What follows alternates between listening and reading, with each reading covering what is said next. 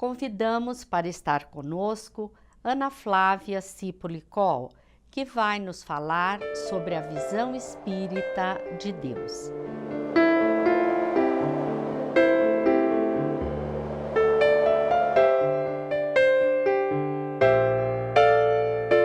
Allan Kardec, ao elaborar o Livro dos Espíritos, que é a obra básica do Espiritismo, colocou como questão número 1, que é Deus?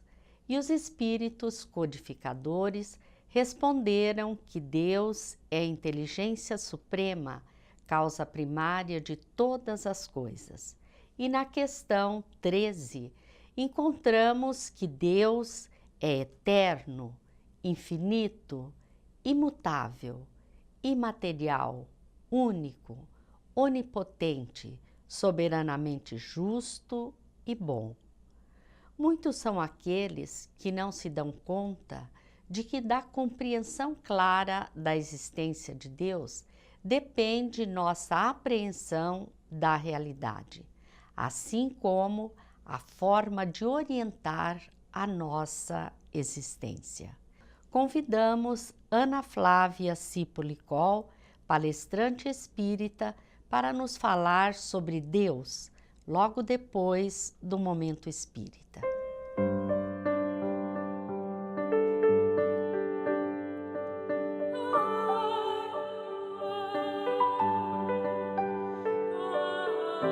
Ele não tinha sombras. Ele era luz.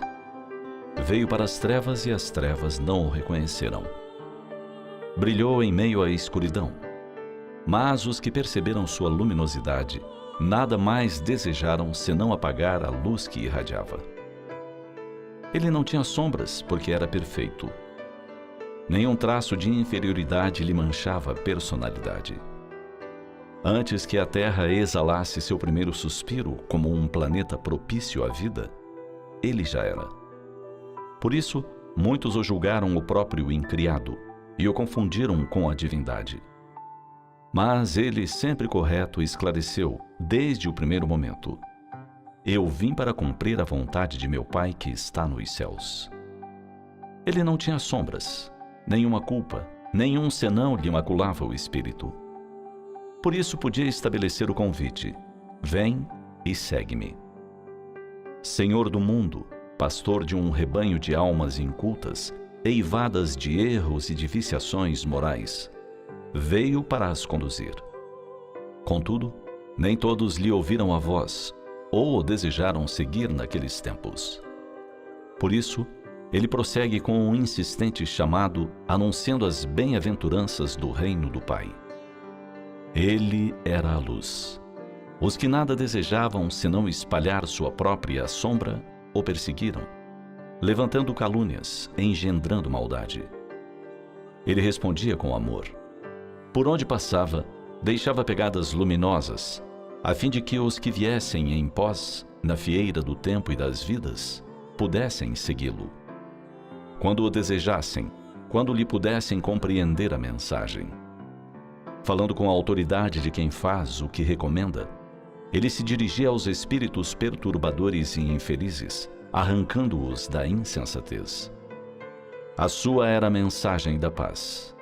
A minha paz vos deixo, a minha paz vos dou. Senhor das estrelas, não amealhou bens perecíveis, antes preocupou-se em conquistar corações para o reino de Deus. A quem oferia, qual o sândalo que perfuma o machado que o agride, brindava com o aroma da sua paz. De tal forma isso impregnava a criatura que não mais o esquecia, e na poeira do tempo optava por se entregar a ele. Manso como as pombas, jamais se deixou vencer pelos violentos, a eles respondendo com a dignidade da sua conduta. Ao soldado que o esbofeteou em plena face, indagou sem medo: se disse algo equivocado, aponta meu erro, mas se nada disse errado, por que me bateste? E quando a hora soou, qual um cordeiro levado ao altar dos holocaustos, ele se entregou sem reagir. E sozinho enfrentou o juízo arbitrário dos pigmeus que detinham o poder tolo e temporário. Anás, Caifás, Pilatos.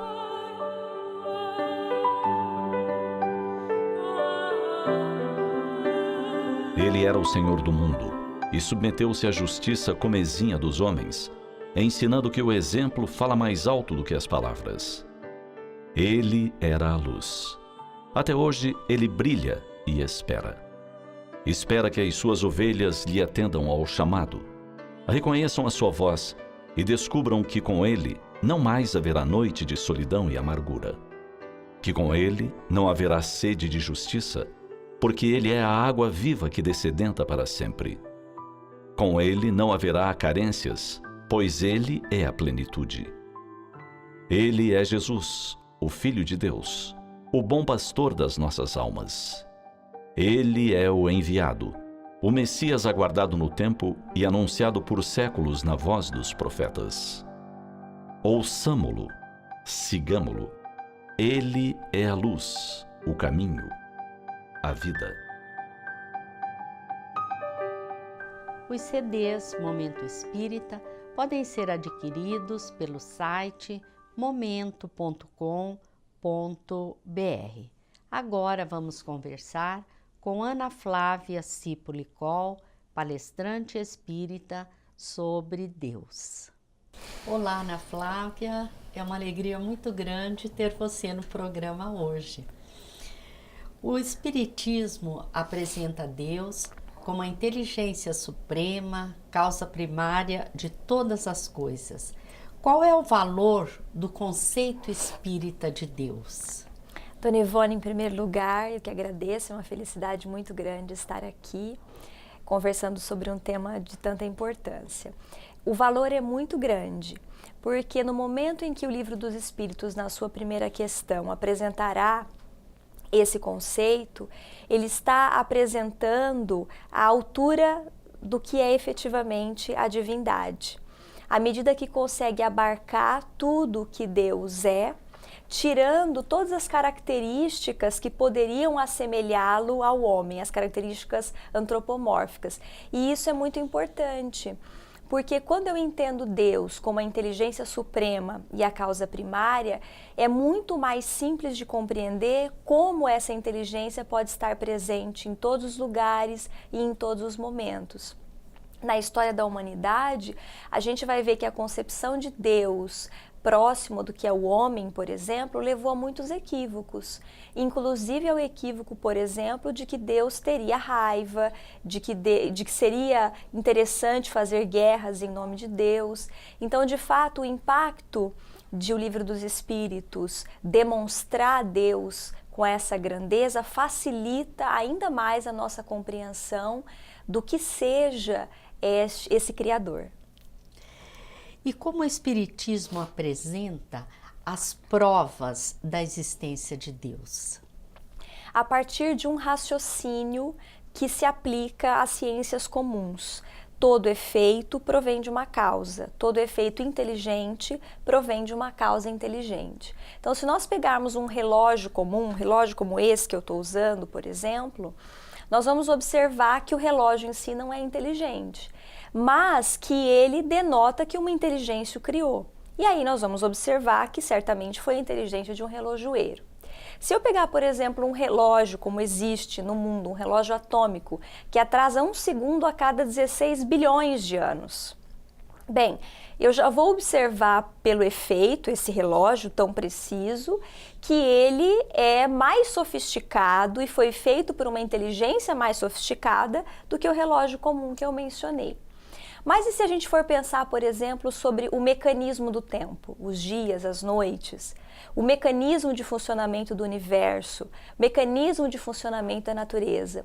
Esses mecanismos todos, o próprio funcionamento da inteligência humana que criou o relógio atômico, no caso foram os cientistas japoneses, nesse último caso, essa inteligência, tudo isso está fora da possibilidade de criação do homem. E efetivamente nós vamos observar nesses mecanismos uma perfeição que demonstra uma inteligência à sua altura. Se nós pensarmos nos animais, né, eu costumo sempre me lembrar muito de um animal muito conhecido que é o João de Barro.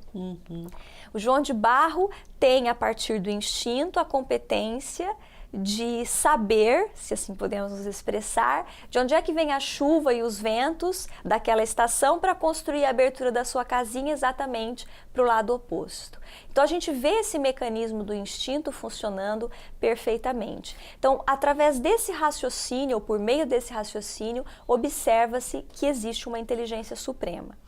E naturalmente essa inteligência suprema há de ter sido a causa primária, porque esse raciocínio nos leva a conceber assim: bom, esse relógio é composto por um determinado elemento, mas de onde veio esse elemento? Veio de outros que se uniram. Mas e o mecanismo de união desses elementos? E aqueles elementos anteriores a estes? E se a gente for remontando, nós chegaremos então à causa primária.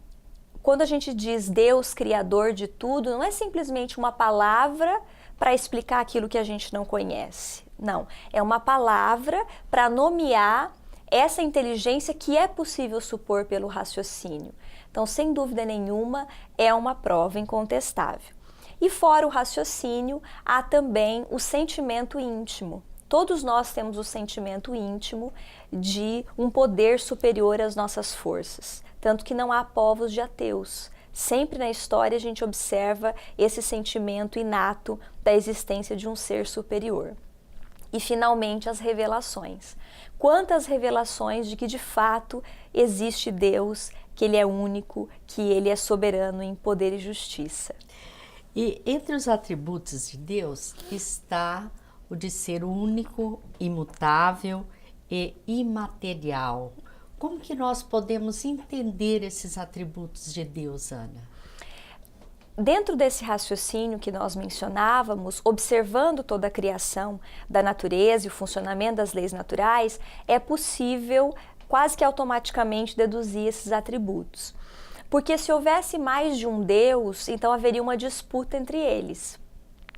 E nesse caso, nós teríamos, por exemplo, uma mudança nas leis. Então, de repente, se houvesse mais de um Deus, hoje um quereria que o sol nascesse, amanhã ele não quereria. Haveria essa disputa. Não é isso que se percebe na lei da natureza. Percebe-se uma harmonia.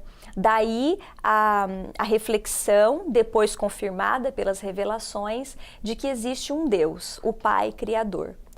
E naturalmente ele é diferente de tudo aquilo que nós conhecemos. Então não é matéria, porque se ele fosse matéria, ele seria como a matéria que nós conhecemos. E não é matéria justamente porque ele tem que ser imutável. Se ele fosse matéria, ele se modificaria, as leis se modificariam, não teria estabilidade. Então ele está acima da matéria, acima do espírito, foi o que criou tudo. O espírito, a matéria. E não muda, por isso ele não é material. A matéria muda, ela vai para o estado sólido, vai para o estado, muda de estados, né? Deus está fora dessa concepção. Um dos atributos da divindade que é até difícil da gente raciocinar como isso se dá, é de ser eterno, né? Esse eterno fica difícil para a gente entender, não ter começo e não ter fim. Como isso pode ser? É bastante interessante essa reflexão, Dona Ivone, porque de fato nós temos uma dificuldade bastante significativa em compreender o que está fora da nossa competência nesse momento. Não que nós sejamos incompetentes, mas dentro daquilo que a gente já conseguiu alcançar em termos de progresso intelecto-moral. E daí essa dificuldade de compreender algo que possa não ter tido um começo, porque tudo que nós conhecemos... Não ter fim fica até mais fácil. Exatamente. Né? Mas não ter tido começo é a dificuldade. Exatamente. O codificador Allan Kardec usará um raciocínio que me parece o melhor para conceber isso. Como é que poderia um cego compreender e descrever a luz? Então, de fato, nós encontraremos aí na expressão de Joana de Ângeles, Deus como sendo a causa incausada. Por que nós não conseguimos compreender na prática o funcionamento disso? Porque está fora da nossa concepção, da nossa capacidade enquanto espíritos nesse momento. O que não significa que à medida que nós evoluirmos, nós não poderemos e não vamos efetivamente compreender melhor. Então, de fato, essa concepção temporal de começo e fim para a criação divina não funciona desse modo. E daí nós compreendemos como ele possa ser eterno, tenha sempre existido. Apenas um detalhamento que eu acho que é importante de considerar, não é pelo fato de nós não conseguirmos compreender racionalmente como pode isso ser, que não seja, porque tudo demonstra esse Criador, essa eternidade do Criador e, sobretudo, não significa que porque nós não compreendamos esse aspecto, nós devamos esquecer esse conceito, porque na realidade há muitos outros aspectos que nós já conseguimos compreender. Há um outro atributo também que muitas pessoas não conseguem compreender, que é o fato de Deus ser soberanamente justo e bom, quando nós vemos tantas dificuldades, tantas diferenças no mundo. Como entender isto, Ana? Como parte de um processo educativo da criatura humana. É bastante curioso como na história da nossa humanidade, às vezes até nas nossas próprias histórias individualmente, em virtude de não entender um conceito, a gente passa a olhar para o mundo e achar que o mundo está contradizendo aquele conceito, quando na realidade é só um ponto de vista equivocado que nós lançamos. Quando a gente observa, por exemplo, e aí o Espiritismo terá uma grande contribuição a nos dar na compreensão também deste atributo, nós vamos observar a justiça das aflições, quando nós vamos observar a lei da reencarnação, nós vamos então compreender que o nosso planeta é um planeta onde há espíritos em provas e expiações, vivenciando circunstâncias que foram criadas por eles mesmos ou por nós mesmos em passadas experiências reencarnatórias, e que são ali colocados nessa escola com as consequências daquilo que fizeram para poder refazer. É como se eu estivesse destruído um jardim e fosse convocado a reconstruí-lo. Quem viu todo o processo vai compreender a justiça. Bem, é justo para aquele aluno que ele faça o processo da reconstrução para se sentir mais merecido de efetivamente pertencer àquela comunidade, para devolver aquilo que ele tirou. Mas quem chega e vê unicamente um aluno ali sozinho, consertando aquele jardim todo, vai achar que foi injusto. Então, essa possibilidade que a divindade nos dá de oferecer novas reencarnações, às vezes em circunstâncias aparentemente difíceis, mas só aparentemente, porque são situações que permitem a compreensão para a felicidade futura. Então, somente a reencarnação consegue nos esclarecer, né, essa questão da justiça divina. Sem dúvida nenhuma, e é fundamental, porque quantas pessoas sofrem, especialmente por desconhecer, por achar que foram abandonados por Deus, que estão sendo injustiçados, quando é exatamente o contrário. Existe uma amiga muito querida que costuma dizer que o desafio é um elogio de Deus, porque é uma maneira dele nos dizer que nós estamos em condições de vivenciar aquela prova ou aquela expiação. Exatamente. Muito interessante. Há muitas pessoas que acreditam que pensar sobre Deus é desnecessário, considerando que não podemos entendê-lo, né? Esse raciocínio faz sentido, Ana? Me parece que seria interessante observar um outro raciocínio, quem sabe até o que a gente vinha conversando até o momento. Vejamos quantas coisas nós sabemos sobre Deus. Quantas informações nós temos e que facilitam a nossa vida. Só a certeza de que Ele é justo, de que Ele é bom, que está sempre conosco. Então, na realidade, se Deus não desejasse que nós pensássemos sobre Ele, não nos teria dado a competência intelectual para tanto, para questionar. Então, pensar sobre Deus é fundamental, porque se é verdade que a gente não compreende algumas coisas, por exemplo, a essência íntima do Criador, há muitas outras que a gente compreende e que podem facilitar muito a nossa vida, podem nos tornar muito mais saudáveis na vida prática. Então, se Deus nos deu a possibilidade de pensar nele, e esse é um atributo do ser humano, né, a capacidade de pensar sobre Deus, é porque é uma questão fundamental na vida. Leon Denis vai expressar numa das suas obras, esse que é um grande divulgador do Espiritismo, vai expressar exatamente isso, a necessidade da ideia de Deus, a necessidade de refletir sobre Deus, porque tudo provém dele. Então é fundamental que nós possamos pensar sobre esse conceito. Nós entendemos que a vida seria muito mais difícil se nós não acreditássemos em Deus, se nós não tivéssemos o conhecimento da vida futura, não é, Ana? Sem dúvida. Sem dúvida. Como que nós poderíamos, então, aproveitar esses conhecimentos que nós já temos sobre Deus? Refletindo sobre a consequência prática de sabermos tudo o que nós sabemos. Qual é a consequência prática de sabermos que Deus é a inteligência suprema e a causa primária de todas as coisas? Então, ocuparmos um tempo das nossas vidas nos fazendo esse questionamento. Bem, se eu sei que Deus é isso, o que é que muda na minha vida? Qual é a consequência para mim? Por uma questão assim de oportunidade, nos ocorre, por exemplo, o fato de que se é a inteligência suprema, ele não erra. E se ele não erra, ele não haverá de ter errado só conosco. Então nós estamos colocados na circunstância ideal de aprendizado. É uma questão de nós buscarmos compreender como aprender. Então, a família adequada, na circunstância social, no momento social, nós vivemos um momento bastante desafiador, não é à toa que nós estamos, não houve um erro nisso. Uma outra concepção muito presente, especialmente na atualidade, é com relação ao valor da vida, por exemplo.